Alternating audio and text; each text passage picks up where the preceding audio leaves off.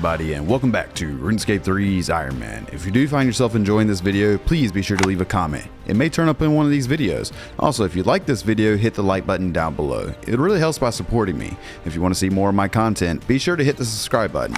Also, there's one more thing. We have a Discord channel now, and a RuneScape 3 clan called Scapers Paradise. If you'd like to join, be sure to check it out in the description down below. And without further ado, let's get into the video.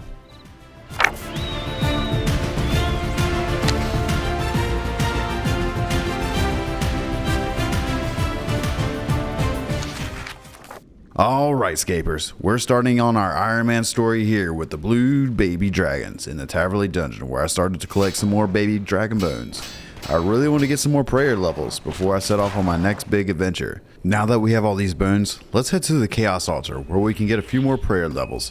We reached level 55 prayer in total from all these bones. Up next, it was off to the mysterious runespan. I went to use my wicked hood and teleported to the top floor of the wizard tower. And of course, I entered the portal and bought me some starter runes from the wizard and started making my way to the vine where I could reach to the second floor of runespan. As I practiced my rune crafting on these creatures, I finally reached level 50 rune crafting.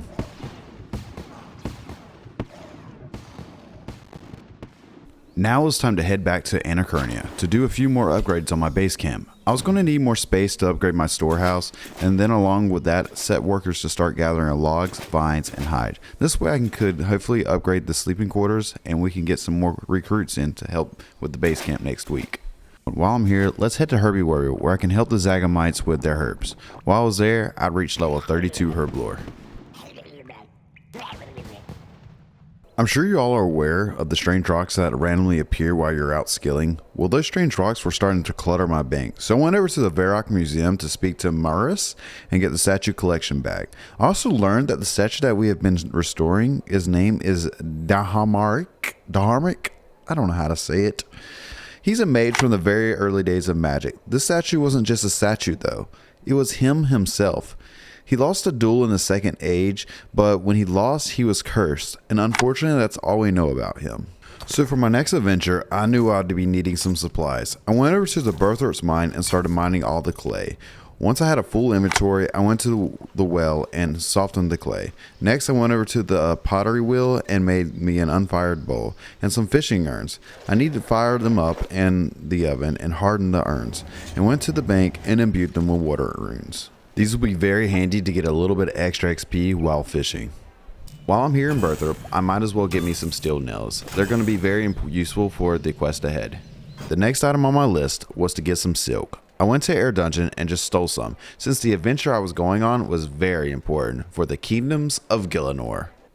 As for the last item on my list, I would be needing some logs, so I went and cut some trees down real fast and went over to the old sawmill, which looks like it's changed in order to be something else. I'm not going to spoil what it's supposed to be, but I went over to the sawmill that was there and really quick made me some planks.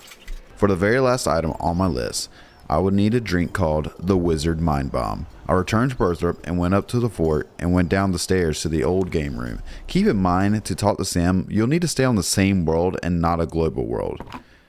And now that we have all the items on my list, let's go to the Champions Guild and see what grand adventure awaits. I arrived at the Champions Guild and spoke to the guild master. He tells me he indeed has a quest for me. This quest was known as Dragon Slayer. But the guild master tells me to go speak to Auzzy, the maker of rune armor. He will give me the quest to become a champion. I arrived in Edgeville, but Auzzy, I don't know how to say his name, seems surprised to see me and a little upset that the guildmaster sends all these heroes to see him.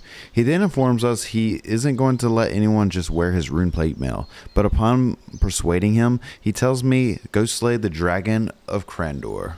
Before I left, I asked how can I slay a dragon, but he very upsetly tells me to go talk to the guildmaster. So it was off to the guildmaster I go. I arrived back at the Champions Guild and spoke to the guildmaster. He informs me, wow, he didn't give you an easy task. So I asked, what was the special about this dragon? He tells me the story of 30 years ago on Crandor was a thriving community with a great tradition of mages and adventurers. Many Crandorians even earned the right to be a part of the Champions Guild. but one of their adventures went too far. However, he descended into the volcano in the center of the Crendor and woke to the great dragon Ilvarg.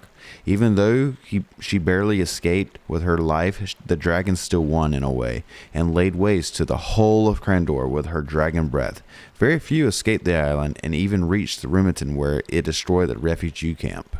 There were only 3 survivors in the end, a trio of wizards who used magic to escape. Their names were Thazar, Lazar, and Melzaro.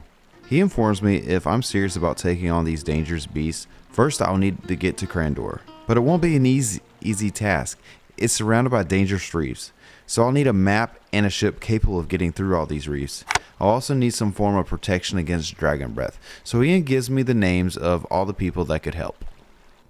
The first person I needed to meet was the Duke of Lumbridge himself, who I'll give all the information to and what I was planning to do. He gives me the whole story of how great Crendor was and how scared him and his father were when the dragon attacked, but eventually, in hopes that I can defeat the beast, he hands me the anti-dragon shield. This will be useful to stop the dragon breath from hurting me. The next person on the list was someone called Oracle, located on Ice Mountain, who after some convincing will tell me where the map is and how to open a really strange door in the Dwarven mines under the mountain. I'll put the ingredients into a door, and just like that, I open the chest, and now I have the first piece of the map. And now it was time to head to my next location in Remington. Up next, I went up to the house and made my way through the maze, and fighting my way through the undead and demons to get to the next map piece. Upon success, it was time to form the map. Now it was time to head to Port Sturm and buy a ship. It needed some repairs, so I repaired it. Next, it was time to find a captain. There was only one person I knew would be right for the job. His name was Ned, an old sailor, now retired, who agreed to go on one last epic adventure. And finally, it was time to set sail.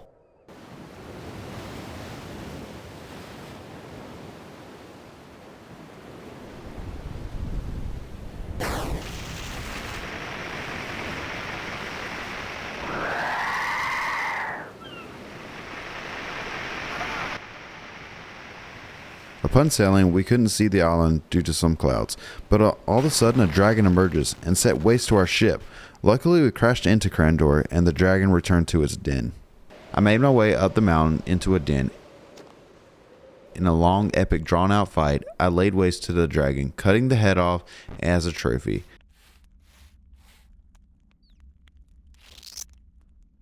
Now that we defeated the dragon, it was time to head off the island and return to Edgeville. And I spoke to Auzzy. Still don't know if I'm saying that right to this day.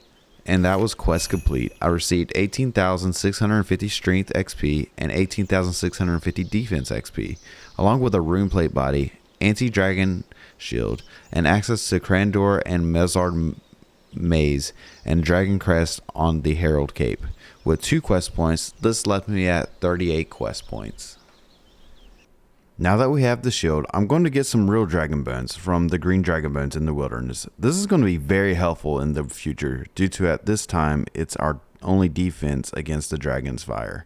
And dragon bones are a pretty good prayer experience, so this is very helpful. Upon gathering all these bones, well, something big happens. Take a look. No way, another pet. Oh my god, yes. That's not even long after the agility pet.